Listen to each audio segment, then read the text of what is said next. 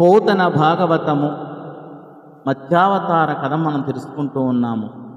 ఇలా సత్యవ్రత మహారాజు ఈ మత్స్యావతార కారణం చెప్పమని అడిగాడు. ఆ యుగం చివర కాలములో ప్రళయవేళ సముద్రములో ఒంటరిగా సంచరించారని భావిస్తున్న శ్రీ మహావిష్ణువు సత్యవ్రతునితో ఇలా అన్నాడు అని ఈ గద్య భావము.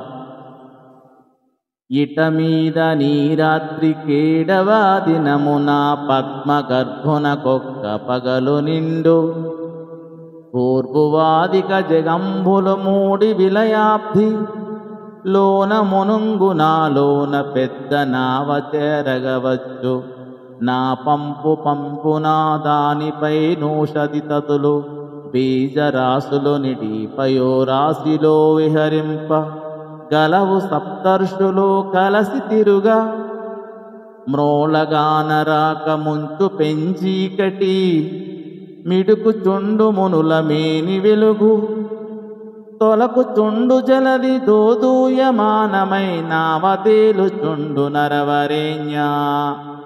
ఓ రాజా, ఈ రాత్రి గడిచిన పిమ్మట రాబోయే 7వ నాటితో బ్రహ్మదేవుడికి ఒక పగలు పూర్తి అవుతుంది. భూలోకం మొదలు 3 లోకాలు ప్రళయ సముద్రములో మునుగుతాయి. అప్పుడు నా ఆజ్ఞానుసారం ఒక పెద్ద నావ నీ దగ్గరికి వస్తుంది. అప్పుడు నీవు సమస్త ఔషధులు విత్తనాల రాసులు ఆ నౌకపై పెట్టుకొని ప్రళయ సముద్రములో విహరించు. సప్త ఋషులు నీతో కలిసి ఆ ఓడలో ఉంటారు.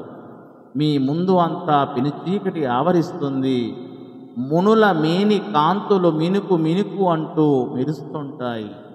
సముద్రములో నావ ఊగుతూ తేలుతూ సాగిపోతూ ఉంటుంది అని ఈ పద్య భావము. మత్స్యరూపం ధరించిన నేను ఆ ఓడ సముద్రం అలలకు దెబ్బతినకుండా అన్ని వైపులా నా పెద్ద ఈకలతో కూడిన నా రెక్కలను కదిలిస్తూ ఉంటాను. నావను ముక్కలు చేయడానికి వచ్చే పెద్ద పెద్ద జలచరాలను తరిమేస్తూ ఉంటాను. ఒక పెద్ద పాము నా ఆజ్ఞానుసారము అక్కడ కనిపిస్తుంది.